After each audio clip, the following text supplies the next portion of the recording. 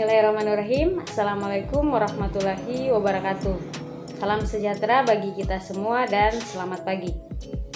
Puji syukur senantiasa kita panjatkan kehadirat Tuhan Yang Maha Esa yang telah memberikan rahmat kesehatan kepada kita semua sehingga dapat mengikuti proses pembelajaran mata kuliah pendidikan konsumen pada hari ini.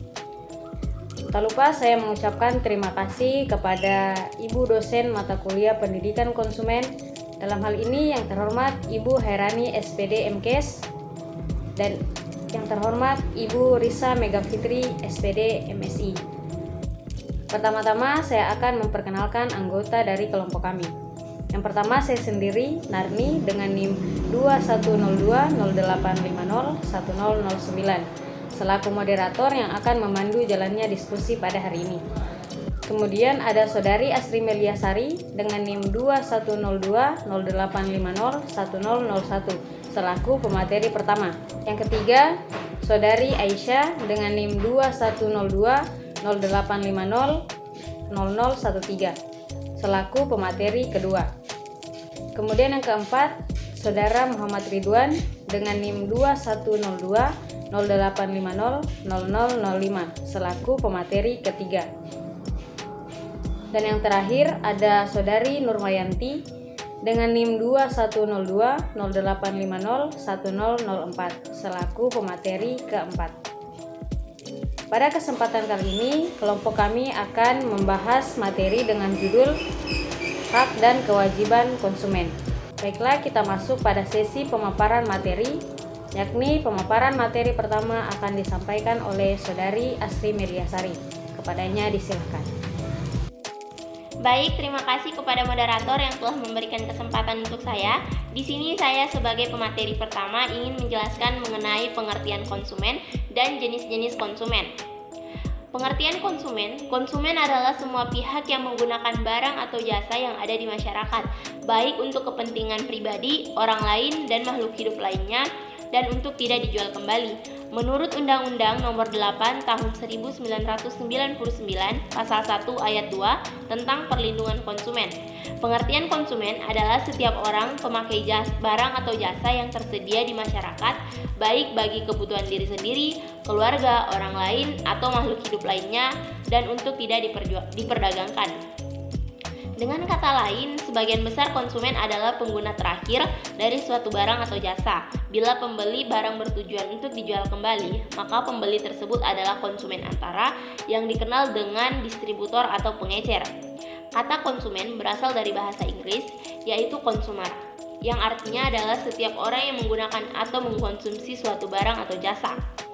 Menurut para ahli, menurut Dewi 2013.21, pengertian konsumen adalah seseorang yang menggunakan suatu produk, barang atau jasa yang dipasarkan.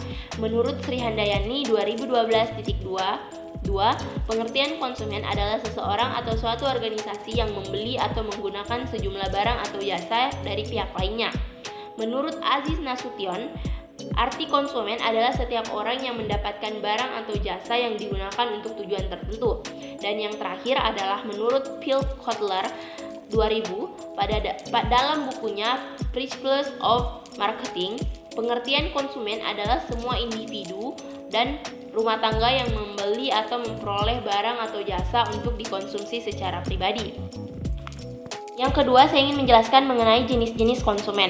Secara umum, konsumen dapat dikenali dengan mudah, yaitu para pengguna barang atau jasa. Mengacu pada pengertian yang saya jelaskan, jenis konsumen dapat dibagi menjadi dua. Yang pertama adalah konsumen perorangan, yaitu konsumen yang membeli atau memakai suatu produk, barang atau jasa untuk keperluan pribadi. Personal consumer, sering juga disebut dengan istilah end user. Contohnya konsumen akhir, individu, dan keluarga.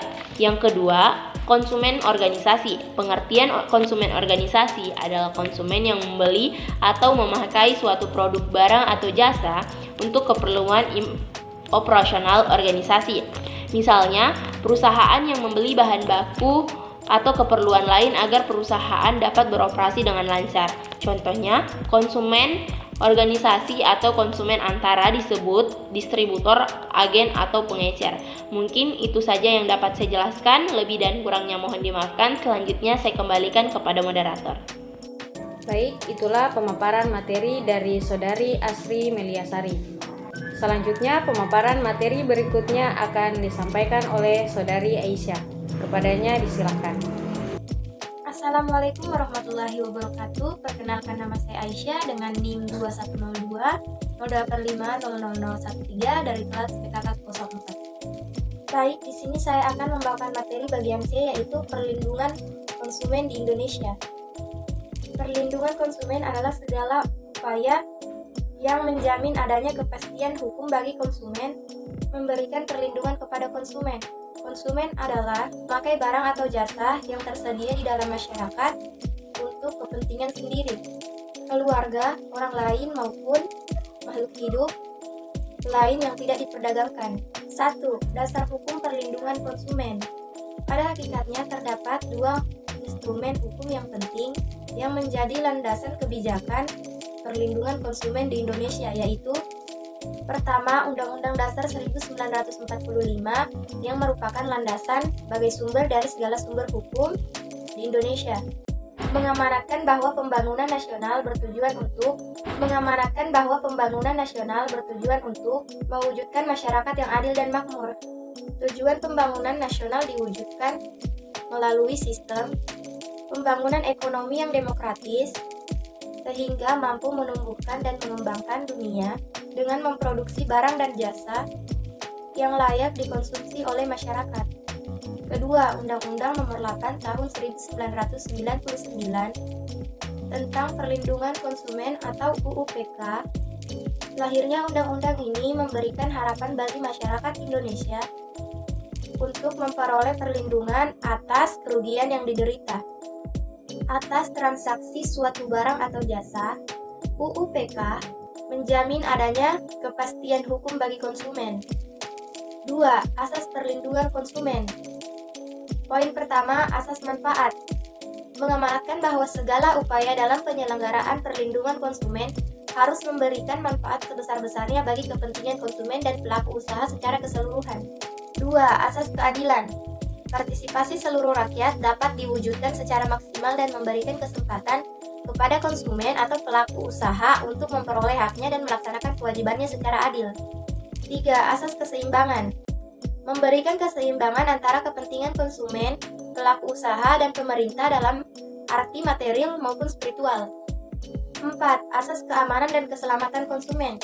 Memberikan jaminan atas keamanan dan keselamatan kepada konsumen dalam penggunaan, pemakaian, pemanfaatan barang dan jasa yang dikonsumsi atau digunakan. Poin kelima, asas kepastian hukum. Baik pelaku usaha maupun konsumen menaati hukum dan memperoleh keadilan dalam penyelenggaraan perlindungan konsumen serta negara menjamin kepastian hukum. Baik, mungkin itu saja materi yang dapat saya sampaikan. Saya kembalikan kepada moderator. Baik, terima kasih atas pemaparan materi dari Saudari Aisyah. Selanjutnya akan dipaparkan oleh Saudara Muhammad Ridwan. Kepadanya disilahkan. Assalamualaikum warahmatullahi wabarakatuh. Perkenalkan, nama saya Muhammad Ridwan.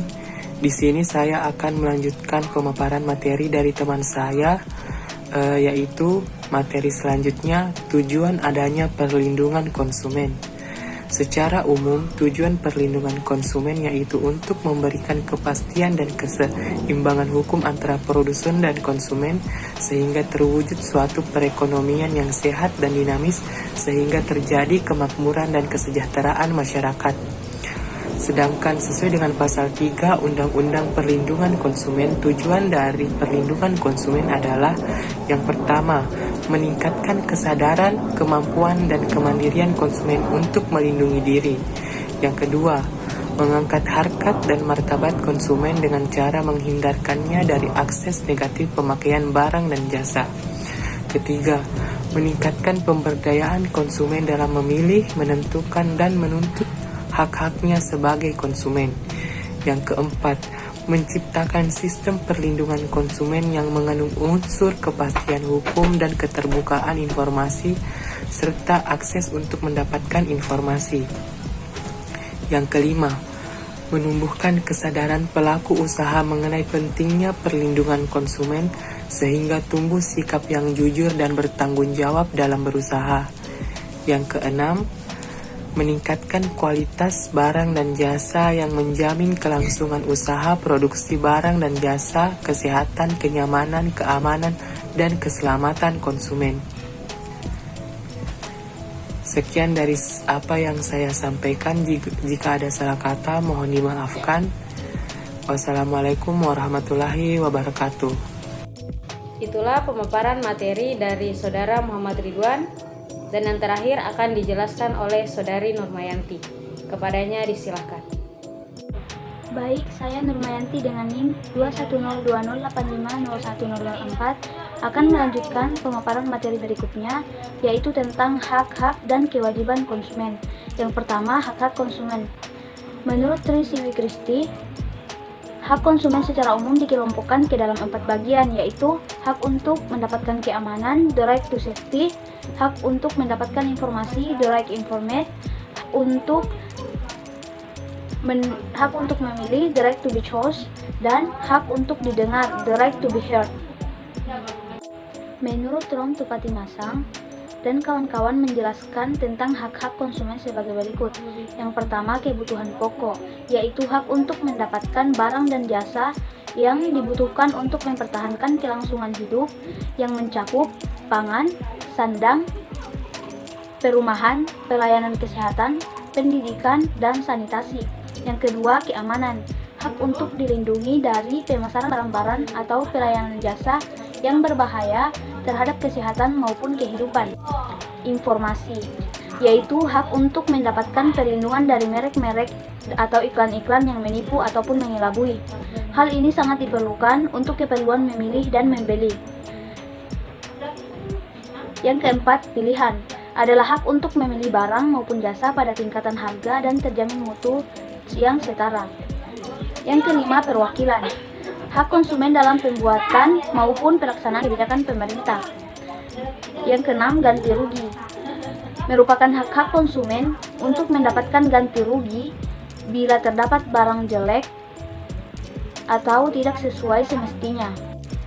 Ketujuh, pendidikan konsumen, hak untuk memperoleh pengetahuan dan keterampilan yang diperlukan agar menjadi konsumen yang baik. Terakhir, lingkungan sehat, merupakan hak untuk hidup dan bekerja di tempat yang tidak tercemar serta tidak berbahaya yang memungkinkan satu kehidupan lebih manusiawi. Berdasarkan Undang-Undang Nomor 8 tentang Perlindungan Konsumen pada bab 3 bagian pertama pasal 4, hak-hak konsumen yaitu hak atas kenyamanan, keamanan, dan keselamatan dalam mengonsumsi barang atau jasa, hak untuk memilih barang atau jasa serta mendapatkan barang atau jasa tersebut sesuai dengan nilai tukar dan kondisi serta jaminan yang dijanjikan. Hak atas informasi yang benar, jelas, dan jujur mengenai kondisi dan jaminan barang atau jasa. Hak untuk didengar pendapat dan keluhannya atas barang atau jasa yang digunakan. Hak untuk mendapatkan advokasi, perlindungan, dan upaya penyelesaian sengketa perlindungan konsumen secara patut. Hak untuk mendapat pembinaan dan pendidikan konsumen. Hak untuk diperlakukan atau dilayani secara benar dan jujur serta tidak diskriminatif.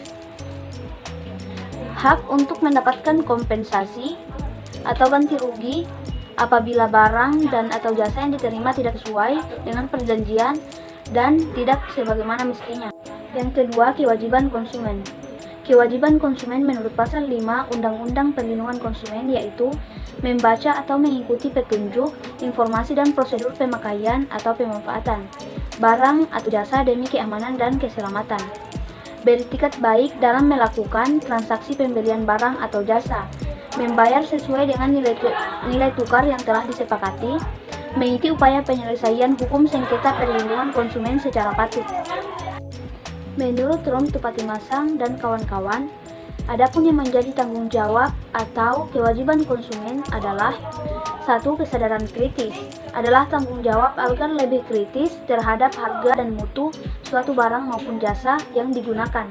Yang kedua, tindakan merupakan tanggung jawab agar senantiasa waspada terhadap segala sesuatu yang ditimbulkan oleh pola konsumsi kita terhadap orang lain, terutama kelompok nirdaya atau terabaikan, baik pada tingkat lokal, nasional, dan internasional. Yang ketiga, kesadaran terhadap lingkungan. Tanggung jawab untuk memahami segala akibat konsumsi kita terhadap lingkungan. Seyogianya, kita mengenali apa yang menjadi tanggung jawab pribadi dan sosial, guna menghemat sumber daya alam serta melindungi bumi demi generasi yang akan datang. Terakhir, kesetia kawanan bertujuan untuk mengembangkan kekuatan dan pengaruh demi memperjuangkan serta melindungi kepentingan kita. Baiklah teman-teman, sekian pemaparan materi dari kelompok kami. Bila ada penjelasan yang kurang dimengerti atau tidak dimengerti, boleh dipertanyakan di forum diskusi yang telah disediakan di Syamoke. Baiklah teman-teman, terima kasih atas partisipasi Anda dalam diskusi kali ini. Sebelum saya menutup, saya akan menyimpulkan hasil dari diskusi pada kesempatan kali ini. Konsumen adalah semua pihak yang menggunakan barang atau jasa yang ada di masyarakat, baik untuk kepentingan pribadi, orang lain, dan makhluk hidup lainnya, dan tidak untuk dijual kembali. Konsumen adalah pengguna akhir dari suatu barang atau jasa. Bila pembelian barang bertujuan untuk dijual kembali, maka pembeli tersebut adalah konsumen antara, yang dikenal dengan distributor atau pengecer. Konsumen terbagi atas dua jenis, yaitu konsumen perorangan dan konsumen organisasi. Konsumen perorangan adalah konsumen yang membeli atau memakai suatu produk, barang, atau jasa untuk keperluan diri sendiri. Sedangkan konsumen organisasi adalah konsumen yang membeli atau memakai suatu produk, barang, atau jasa untuk keperluan operasional organisasi tersebut. Perlindungan konsumen adalah segala upaya yang menjamin adanya kepastian hukum untuk memberikan perlindungan kepada konsumen.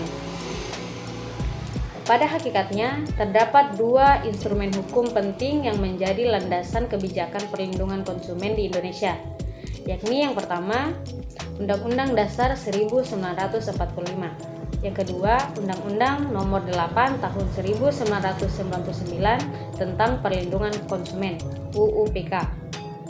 Asas perlindungan konsumen ada 5, yakni asas manfaat, asas keadilan, asas keseimbangan, asas keamanan dan keselamatan, dan asas kepastian hukum. Secara umum, tujuan perlindungan konsumen yaitu memberikan kepastian dan keseimbangan hukum antara produsen dan konsumen, sehingga terwujud suatu perekonomian yang sehat dan dinamis, sehingga terjadi kemakmuran dan kesejahteraan masyarakat. Menurut Trisiwi Christie, hak konsumen secara umum dikelompokkan ke dalam 4 bagian, yaitu hak untuk mendapatkan keamanan, hak untuk mendapatkan informasi, hak untuk memilih, dan hak untuk didengar. Sedangkan menurut Roem Topatimasang menjelaskan tentang hak-hak konsumen sebagai berikut: kebutuhan pokok, keamanan, informasi, pilihan, perwakilan, ganti rugi, pendidikan konsumen, dan lingkungan sehat. Hak konsumen juga diatur dalam Undang-Undang Nomor 8 tentang Perlindungan Konsumen pada bab 3 bagian pertama pasal 4. Kewajiban konsumen diatur pada pasal 5 Undang-Undang Perlindungan Konsumen. Sedangkan menurut Roem Topatimasang, kewajiban konsumen yaitu kesadaran kritis, tindakan, kesadaran terhadap lingkungan, dan kesetia kawanan. Demikianlah yang dapat kami sampaikan, lebih dan kurangnya mohon dimaafkan. Billahi taufiq wal hidayah. Wassalamualaikum warahmatullahi wabarakatuh.